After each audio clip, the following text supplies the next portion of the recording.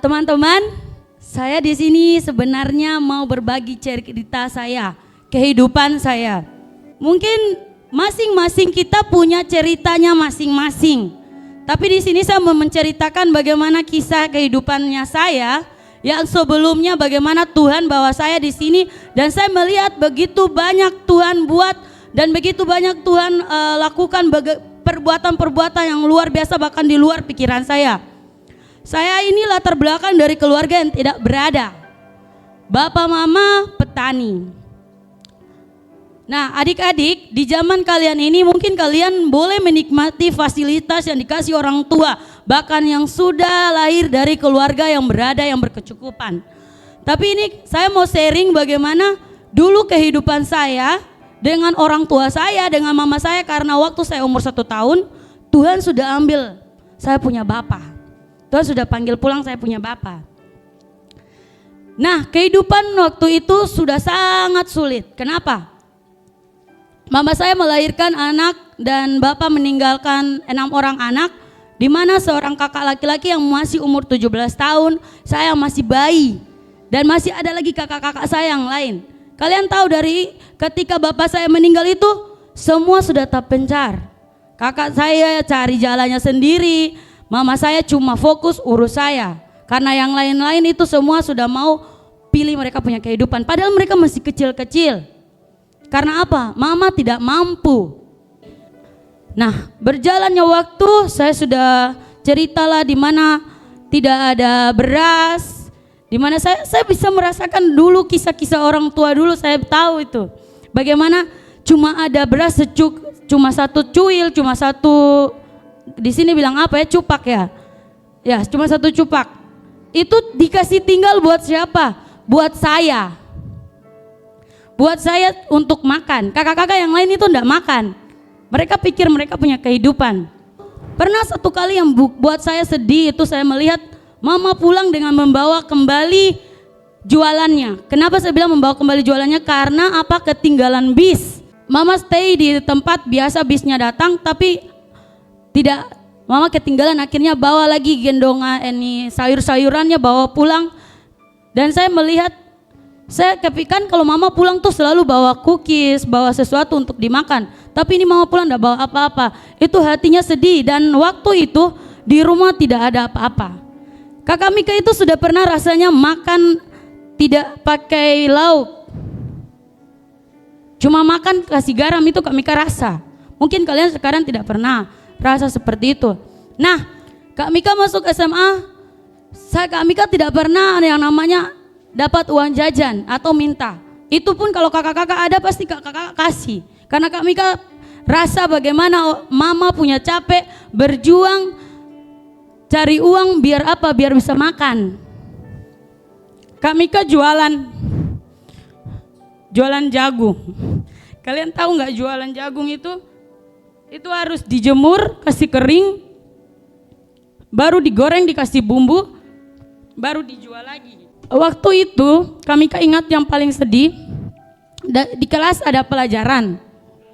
Karena anak-anak teman-teman sekolah kelas sebelah mereka sudah tahu kalau Kak Mika jualan, dan di sekolah itu dilarang untuk anak-anak jualan.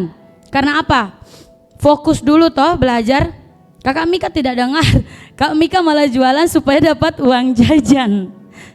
Nah, ketika dapat uang jajan itu pas pelajaran kalau enggak salah ekonomi, guru-guru pada tanya kenapa anak-anak ini pada panggil-panggil Desri, karena bahasa Desri tuh di situ. Mereka teman-teman sudah pada cibir bilang itu Desri lagi jualan jagung.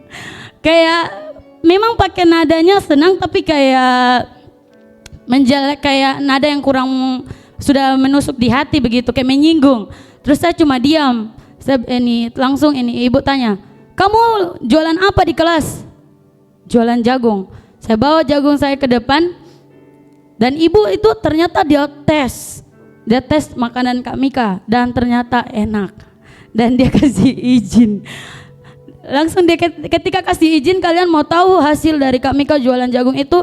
1 harinya dapat 60.000, karena Kak Mika jual 1 bungkus itu 1.000. Nah, dapat 60.000 itu Kak Mika buat apa? Apakah Kak Mika jajan semuanya? Tidak.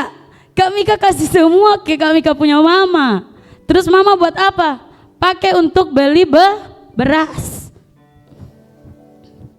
Nah, ketika sudah mulai anak-anak sekolah tahu Kak Mika punya makanan enak, mama itu bangun jam 4 subuh mulai bantu Kak Mika bungkus. Itu Kak Mika ndak malu kok jualan waktu SMA. Jualan-jualan Kak Mika dapat modal dari situ. Kak Mika jual apa? Kak Mika beli apa? Itu uang. Beli babi untuk dipelihara. Terus Kak Mika kasih besar babinya.